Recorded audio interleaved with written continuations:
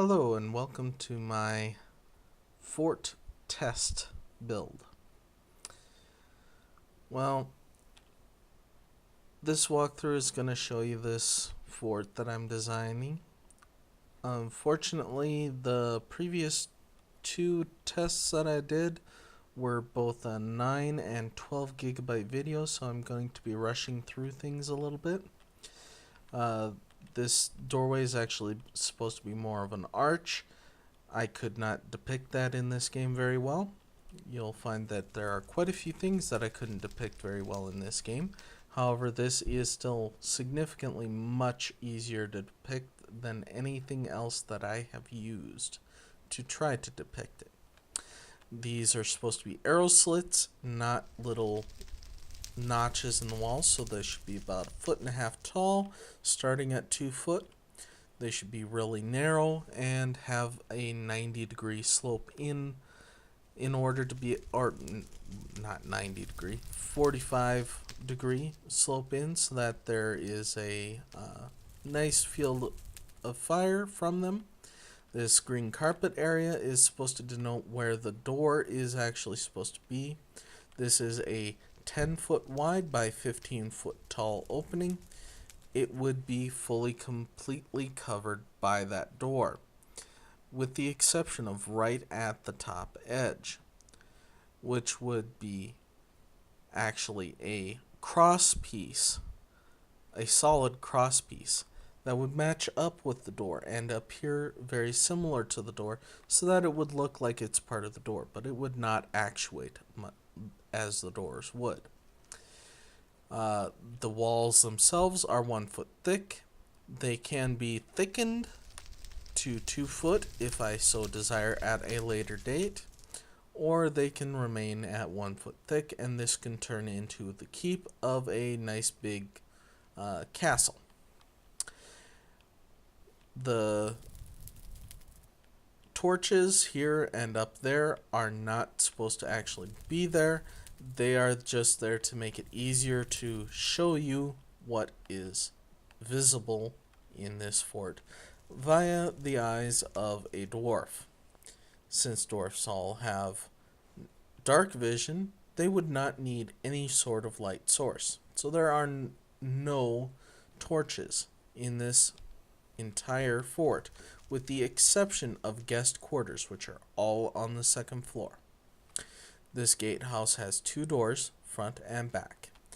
The hinges and opening, closing, and locking mechanisms stick through into these side passages.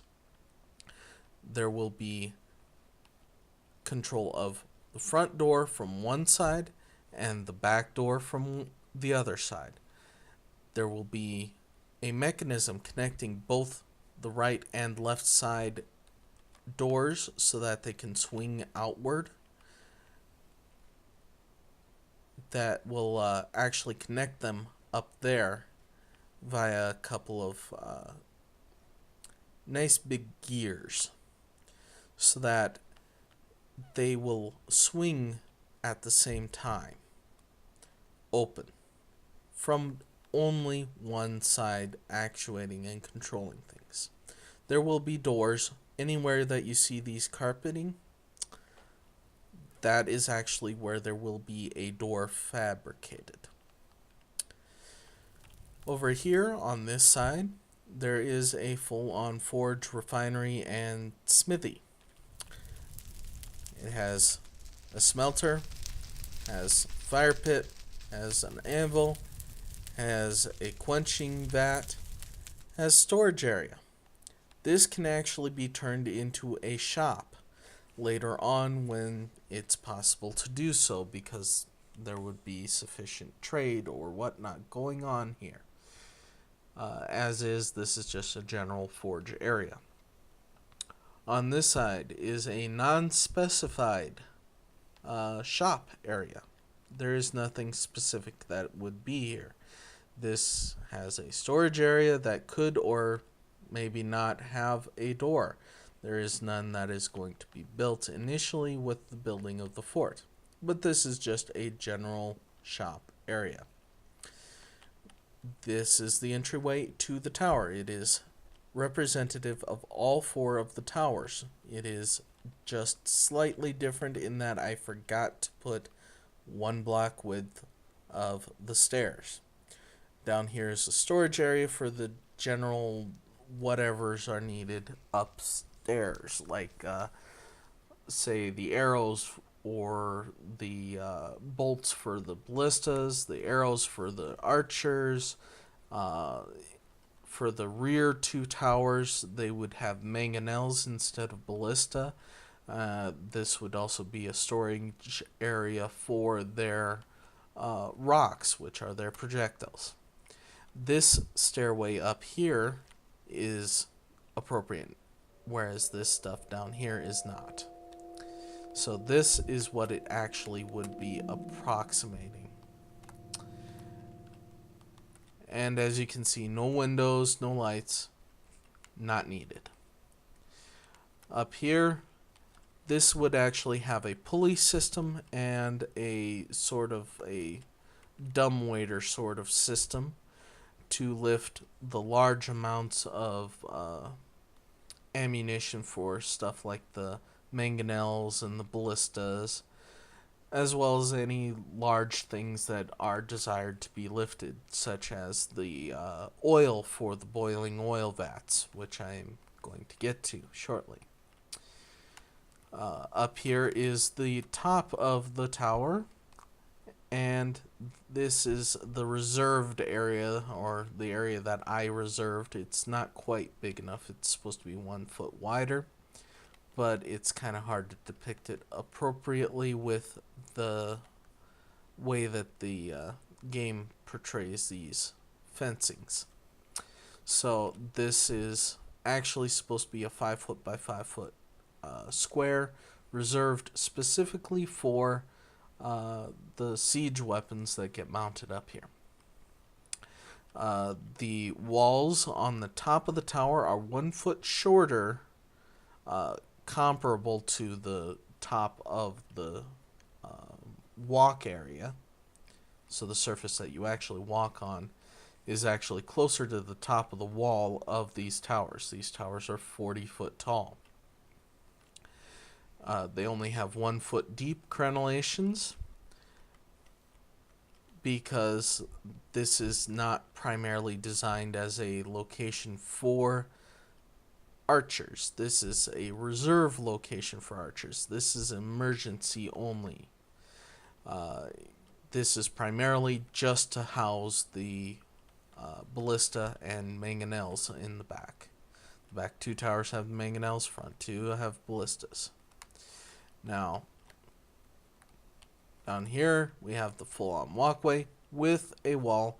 It is supposed to be 4.5 foot wide before you hit the wall, and then it's a 1/2 foot of wall. And this wall is supposed to have these little gaps. It is intentional because that will provide for a little bit of airflow without being too much airflow. It will also allow for water to drain off of the walkway into that area. That area is provided because I looked it up. Dirt is not that heavy compared to stone. The stone underneath is sufficient to keep it up here. So I decided to put it up here so that I could use it as a sort of a garden area. So this would be for like vegetables and maybe a little bit of grains. Has a nice little stairway there. Not very big, but it's sufficient to augment stuff to keep this from being solely reliant on external shipments. The rest of that roof area can be used for storing anything, just as long as you don't mind it being out into the weather. This is the top of the gatehouse. It has holes. This big hole here for the boiling oil vat. It would have a mechanism for dumping out the boiling oil right there. And it would pour down right in front of the interior door. Because of the way that boiling oil functions, by the time it hits the ground, it would be ignited. It would be basically like pouring a giant vat of napalm on somebody. It would fill the entire interior area of the gatehouse with fire. Hot, burning fire that would stick to you. This one pours it right on the outside of the outer door. As you can see, this is actually supposed to be a fairly smooth ramp instead of, stairs. Again, a limitation of the game engine. Alright. Now on to the residential areas. There are 3 different types of residential. Top level, the second level, second floor. That's entirely for guests. I will get to that later. The first floor is actually for permanent residents and guards. The guard barracks are in the back. They are symmetrical both sides, so the front areas are for the permanent residents, the back areas are for the guards. Each one of these rooms, this is every single room of the 16, has a furnace, a nice little fire pit, which all 4 in one area share one chimney that goes up and heats the walkway, as well as is well protected from the elements, so as to not need to have any flues or stops to prevent backflow of air, because they're well protected. So mechanisms to prevent backflow of air is not required. These permanent resident areas are actually designed to be comfortable for couples, should couples be the ones desiring to stay here. So we have the equivalent of a king-size bed, 6 foot wide, 7 foot long. We have a 3 by 3 foot table, not accurately representing the legs, which are only probably about 3 inches wide, not a full foot. The stool could be replaced by something round, could be replaced by a pair of chairs. It's definitely not a 2 foot square stool. This is representative of all of the residential rooms. It has a 3 foot by 5 foot doorway, which will have a door with a lock. These are the barracks. These are representative of all the barracks. Each one has 4 bunks with climbing apparatus to get to the top bunk. They are 3 foot wide by 6 foot long beds. They are relatively comfortable. Each one of these would actually have a drapery or a curtain hanging from the ceiling to cover down to the bottom edge of this top bunk, and from the bottom edge of this top bunk to the floor. They would be 2 separate ones, one for the top bunk person, one for the bottom bunk. This would provide privacy. In addition, this is remarkably comfortable beds. These would actually be slightly thicker than is depicted of padding. It would actually be pretty close to a normal comfortable bed. This would make it some of the most luxury barracks available, as far as I can tell, in the entire D&D world. Each barracks will have storage space for the occupants as well. And they will have a door with a lock. However, the lock and the door will generally not be used. They'll generally be propped open except when all of the occupants are asleep, in which case the door would probably be closed. The lock is unnecessary on these, but I am including it just in case. The entryway to the rear towers are over here underneath these stairs. These stairs are not actually jagged. They are nice and smooth and round and smooth on this ramp area. It's just a limitation and the engine can't depict it any other way. This would have a small door and it would be no lock. Because this is actually not complete on the stairs, I did not show off this particular tower or any of the other towers, despite the fact that I messed up the tower that I actually completed. As I said, a dumbwaiter system, a nice big one for these towers, and storage space for the ammunition and whatnot. This also has additional ammunition space for these rear ones, which is good for the mangonels, since in order to have the same number of shots as the ballistas, they would probably need about 10 times more space for the ammunition. So there's additional storage space there. I have no plans specifically to expand this to add a mine or something along those lines to be able to dig down in, but this would be an ideal area to start it. On to the stables, which are over here. There are 7 total stables. 2 very large, 3 large, and 2 medium large. The very large are over here, right behind the stairs, symmetrical. The large are these 3 in the middle. 2 outer ones are parallel openings to the end very larges, and then the middle one goes straight out. The medium large are just these 2 in front. All of these should easily house at least one animal that is typical for a mount for or cart pulling system animals would be able to be housed here fairly comfortably. These stairways are actually much larger than the stairways that you saw in the tower for a very good reason. These are to allow the access of much larger creatures to the guest quarters. So, for example, humans, they don't much care for a 6-inch deep stair because that's not the size of the feet. Dragonborn and other larger creatures, even less so.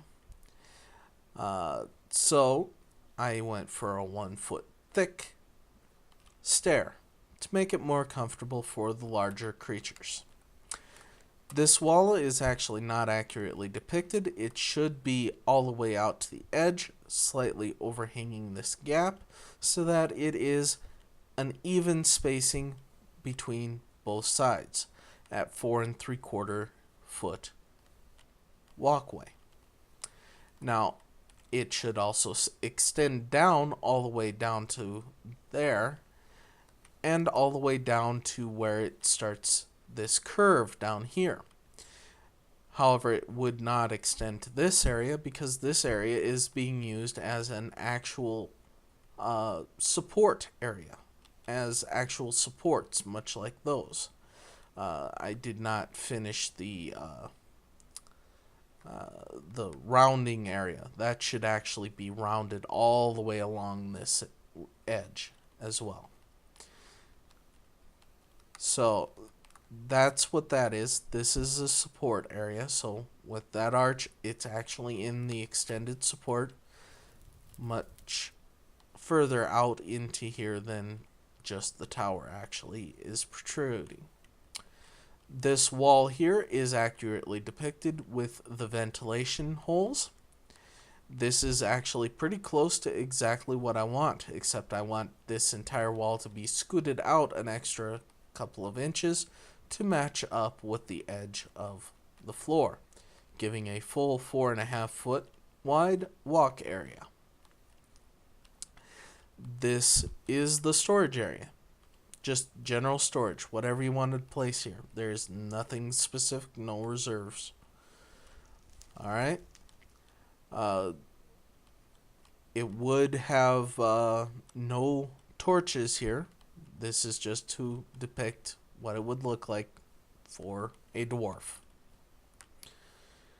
There would be torches over here, however, in the walkway, because other races, the guests, would not necessarily have dark vision. This wall, to prevent you from falling off, should actually extend out to match up with the edge of the walkway to give a full 4.5 foot wide. These are the guest quarters, or pretty close to a representative of the guest quarters anyways. This would have a full-size door blocking it. It would also have a lock. This would be a full arch. It is a 4 foot by 7.5 foot doorway. The beds are 4 foot by 8 foot. Tables are 3 foot square. And it would have a stool. Those are fairly accurately represented, other than the table legs and the fact that this is not a round stool. There are 8 guest quarters. They can always be repurposed to be used for residence if that is so desired, but they are designed as an inn. Then the inn part of the inn, where the food is served and the innkeeper resides for everything except for living here, is this area. So there's a table here, there's countertop space. Normally you'd have a couple of chairs here, a couple of chairs back there, some stools along here, and a couple of stools over here. And this would be just general prep area. There's shelves for storage. There should be maybe a lockbox or something down here for storing money or whatnot. It has a fire pit and an oven, and this also doubles as a smoker, so you can smoke your meat in it. It's just hard to display a functional door that makes any sense for this sort of appliance. That shares the same chimney as the forge, which is directly underneath. This would actually provide some nice heating for this area, considering it's right over the forge and it has a lot of heat generated from this area. So this would be nicely heated. This window area would actually be far more round than is depicted, and would actually probably have glass or some shutters or something like that to prevent excessive airflow. This would have a leather curtain or something similar, something big, heavy, and able to block the wind significantly to keep in the heat. Other than that, that pretty much covers that side. On this side is the final big piece of what I need to do. This is the most intricate work, and much of it might end up having to be built after the rest of the fort has been constructed. This is the bank area. There is a countertop space, and this space is where the customers would show up. They would pay for various things. They would use this as a pseudo shop. You could purchase like belt pouches, something for money, maybe small lock boxes. There'd be pen and paper, writing utensils and stuff like that. And there would, of course, be a couple of ledgers or something to denote who has what lockbox and so on. Of course, the keys for the lockboxes would actually be stored back here. The ones that are not currently in use anyways. The key to actually pull the lockboxes out of their banking area, which is over here would actually reside on the banker's person. This bank of lockboxes, everything above these bottom 6 would be a 1/2 foot thick by 1 foot by 1 foot. So it would be 1 foot square, 1/2 foot thick. So there would be 2 for each one of these 1 cubic foot indicator placeholders. These ones down here are double thick, so they are 1 cubic foot lockboxes. The same goes for this area. This is where it gets interesting. This one changes to 2 foot deep for all similar. So these are 2 foot deep by 1 foot wide and 1 foot thick. These are all 2 foot deep by 1/2 foot thick and 1 foot wide. And the lock boxes are merely grabbed by the banker and brought around to the front where the customer can use their key and open the lockbox. Other than that, there is no intentional access is not allowed back here. There would be a doorway here, and it would be designed to look kind of like a storage area. However, behind it is this. This is the best I could come up with to denote a vault. There's no way to actually depict one. It would be a 5-foot cube, not that up there. It would just be a regular 5-foot cube with a door. This would be used to store all of the earnings of the fort, any special extra stuff, basically just the general treasury. Apart from that, again, there wouldn't be any of these torches here, except for maybe a couple just in case for the guests.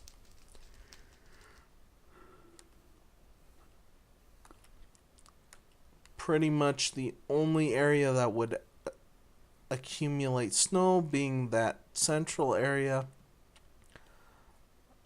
and that's where all the runoff from the top areas and whatnot would all go. It would go down there.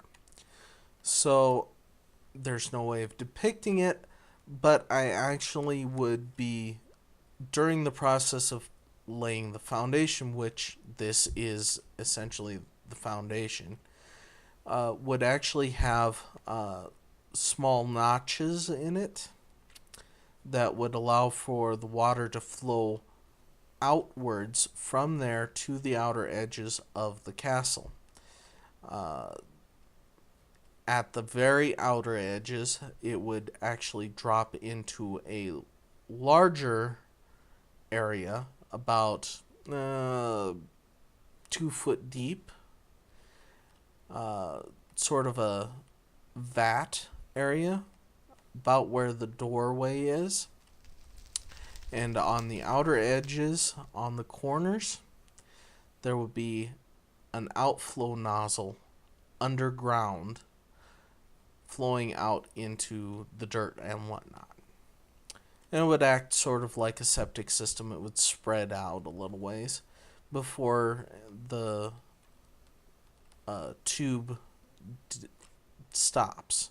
And it would allow it would be a tube full of holes to allow the water to dissipate out clearly. I had originally come up with an idea of putting a nice big fire pit in the middle, but there really is no need for it, considering that everything has fire pits or a nice little fireplace in each of the rooms.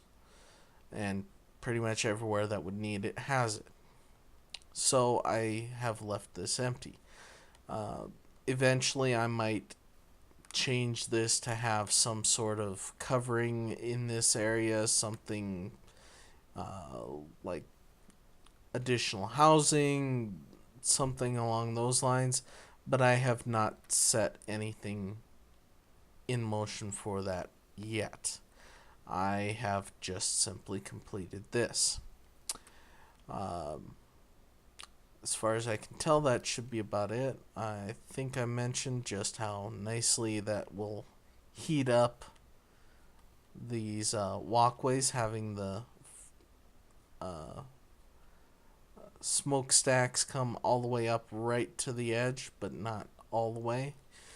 Should keep backflow, so no mechanism required for preventing backflow of air, and should keep the walkways along the sides and front, at least, clear of any snow or uh, ice or anything along those lines. Back one might, but that one's the back wall. It's not going to be really particularly favored by the enemies, at least by design. We're trying to face the front towards where the enemies are going to be, just like a claymore. So, yeah, I think that about covers it. So, yeah, let me know if you have any questions.